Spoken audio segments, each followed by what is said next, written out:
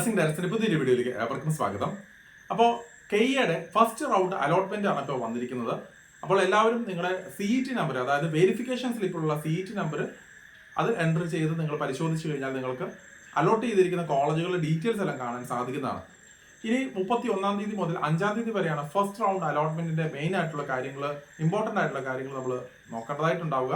അപ്പോൾ 31-ാം തീയതി, അതായത് ഓഗസ്റ്റ് മാസം 31-ാം തീയതിയാണ് ഇതിന് ഓപ്ഷൻ എൻട്രീസ് കാര്യങ്ങളൊക്കെ സെലക്ട് ചെയ്യേണ്ടതായിട്ട് വരിക. അപ്പോൾ കെയ്യുടെ ഫസ്റ്റ് അലോട്ട്മെന്റ് വന്നു കഴിയുമ്പോൾ നമ്മൾ 4 ചോയ്സസ് ആണ് നമുക്ക് തരിക. അപ്പോൾ ഈ ഏതെങ്കിലും ഒരു ചോയ്സ് നമ്മൾ 3-ാം തീയതിക്കുള്ളിൽ തന്നെ, സെപ്റ്റംബർ മാസം 3-ാം തീയതിക്കുള്ളിൽ തന്നെ നമ്മൾ സെലക്ട് ചെയ്യേണ്ടതായിട്ടുണ്ട്.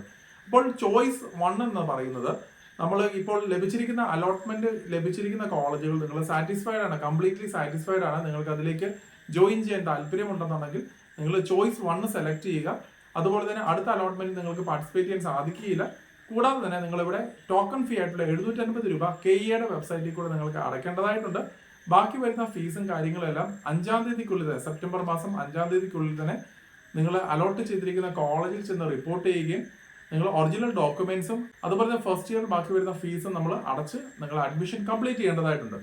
അതുപോലെ തന്നെ ചോയ്സ് 2 ആണെന്നുണ്ടെന്നുണ്ടെങ്കിൽ നിങ്ങൾക്ക് ഇപ്പോൾ ഒരു കോളേജ് ലഭിച്ചിട്ടുണ്ട്, അതിനേക്കാളും കുറച്ചും കൂടെ ബെറ്റർ ഓപ്ഷൻസ് നിങ്ങളുടെ മുകളിലേക്ക്, അതായത് ഹയർ ഓപ്ഷൻ ഫെസിലിറ്റീസിലേക്ക് നോക്കണമെന്നുണ്ടെന്നുണ്ടെങ്കിൽ നിങ്ങൾക്ക് ചോയ്സ് 2 സെലക്ട് ചെയ്യാൻ സാധിക്കുന്നതാണ്. ഉദാഹരണമായിട്ട് നിങ്ങൾക്ക് ലിസ്റ്റിൽ 15-ാമത്തെ കോളേജാണ് ലഭിച്ചിരിക്കുന്നതെങ്കിൽ മുന്നോട്ടുള്ള 14 കോളേജുകളിലേക്ക് മുന്നോട്ട് ഹയർ ഓപ്ഷൻ ഫെസിലിറ്റീസ് ഉണ്ടാവാൻ സാധ്യതയുണ്ട്. അപ്പോൾ അത് താല്പര്യമുണ്ടെന്നുണ്ടെങ്കിൽ ചോയ്സ് 2 ആണ് നിങ്ങൾ സെലക്ട് ചെയ്യേണ്ടതായിട്ട് വരിക.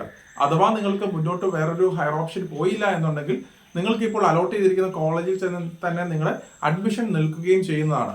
അപ്പോൾ 2-ാമത്തെ അലോട്ട്മെന്റ് കഴിഞ്ഞതിന് ശേഷം മാത്രം നിങ്ങൾ കോളേജിൽ റിപ്പോർട്ട് ചെയ്താലും മതിയാവും. അങ്ങനെയുള്ള കുട്ടികളെ സംബന്ധിച്ച് പറയുമ്പോൾ നമ്മൾ വേറെ ഫീസ് ഇപ്പോൾ താൽക്കാലികമായിട്ട് അടയ്ക്കേണ്ടതായിട്ട് വരുന്നില്ല.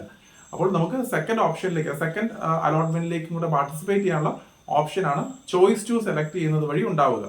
ചോയ്സ് 3 എന്നുള്ളത്, നമ്മൾ മുന്നോട്ട് വരുന്ന അലോട്ട്മെന്റുകളിലേക്ക് നമ്മൾക്ക് താല്പര്യമുണ്ട്, പക്ഷേ ഇപ്പോൾ ലഭിച്ചിരിക്കുന്ന കോളേജുകൾ തീരെ താല്പര്യമില്ല, നിങ്ങൾക്ക് ജോയിൻ ചെയ്യണമെന്ന് ആഗ്രഹമില്ല. അപ്പോൾ അങ്ങനെ ഒരു സാഹചര്യത്തിൽ നമ്മൾ ഇപ്പോൾ അലോട്ട്മെന്റ് ലഭിച്ചിരിക്കുന്ന കോളേജ് പൂർണ്ണമായിട്ടും ഒഴിവാക്കിയതിന് ശേഷം ഫ്രഷ് ആയിട്ട് ഒരു അലോട്ട്മെന്റിന് വേണ്ടി വെയിറ്റ് ചെയ്യുക എന്നുള്ളതാണ്. അപ്പോൾ നിങ്ങൾക്ക് അടുത്ത അലോട്ട്മെന്റിൽ, അതായത് 2-ാമത്തെ വരുന്ന അലോട്ട്മെന്റിൽ നിങ്ങൾക്ക് കൊടുത്തിരിക്കുന്ന ഓപ്ഷൻസിൽ നിന്നും ഏതെങ്കിലും ഒരു കോളേജ് ലഭിക്കാൻ സാധ്യതയുണ്ട്.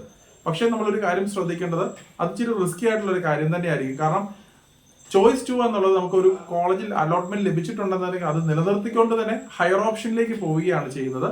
അതേസമയം ചോയ്സ് 3 എന്നുള്ളത് നമ്മൾ കിട്ടിയ കോളേജ് അപ്പാടെ മാറ്റി വെച്ച് അല്ലെങ്കിൽ അപ്പാടെ ക്യാൻസൽ ചെയ്തിട്ട് ഫ്രഷ് ആയിട്ട് അലോട്ട്മെന്റ് കിട്ടുമോ ഇല്ലയോ എന്നുള്ളത് നോക്കുകയാണ് ചെയ്യുന്നത്. അപ്പോൾ നിങ്ങൾക്ക് അത്രയും മോശമായിട്ടുള്ള കോളേജ് ലഭിച്ചിരിക്കുന്നെങ്കിൽ തീർച്ചയായിട്ടും നിങ്ങൾ ചോയ്സ് 3 തന്നെ സെലക്ട് ചെയ്ത് മുന്നോട്ട് പോവുക എന്നുള്ളത് മാത്രമാണ് എനിക്ക് സജസ്റ്റ് ചെയ്യാനുള്ളത്.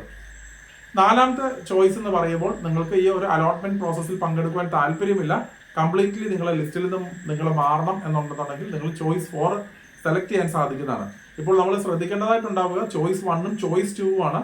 അപ്പോൾ ചോയ്സ് 1 സെലക്ട് ചെയ്യുന്ന കുട്ടികൾ, അതായത് നിങ്ങൾക്ക് അലോട്ട്മെന്റ് ലഭിച്ചിരിക്കുന്ന കോളേജിൽ തന്നെ നിങ്ങൾ അഡ്മിഷൻ എടുക്കണം എന്ന് ആഗ്രഹിക്കുന്ന കുട്ടികൾ ചോയ്സ് 1 സെലക്ട് ചെയ്യുക, 750 രൂപ കെയ്യിലേക്ക് അടയ്ക്കുക. അതുപോലെ തന്നെ 5-ാം തീയതിക്കുള്ളിൽ തന്നെ നിങ്ങൾ ബന്ധപ്പെട്ട കോളേജിൽ ചെന്ന് ഒറിജിനൽ സർട്ടിഫിക്കറ്റ്സും ഫസ്റ്റ് ഇയർ ഫീസും നിങ്ങൾ അടച്ച് അഡ്മിഷൻസ് കംപ്ലീറ്റ് ചെയ്യുക. ചോയ്സ് 2 സെലക്ട് ചെയ്യുന്ന കുട്ടികൾ നിങ്ങൾക്ക് ഇപ്പോൾ ലഭിച്ചിരിക്കുന്ന കോളേജിനെക്കാളും കുറച്ചും കൂടെ ബെറ്റർ കോളേജ് ഓപ്ഷൻസ് ട്രൈ ചെയ്ത് നോക്കണം എന്നുണ്ടെങ്കിൽ നിങ്ങൾക്ക് ചോയ്സ് 2 സെലക്ട് ചെയ്യുക, അടുത്ത അലോട്ട്മെന്റിന് വേണ്ടി വെയിറ്റ് ചെയ്യുക. അതുപോലെ ആ അലോട്ട്മെന്റിൽ പുതിയൊരു കോളേജ് ലഭിച്ചിട്ടുണ്ടെന്നുണ്ടെങ്കിൽ ആ ഒരു കോളേജിലായിരിക്കും നിങ്ങൾ അഡ്മിഷൻ നിൽക്കുക.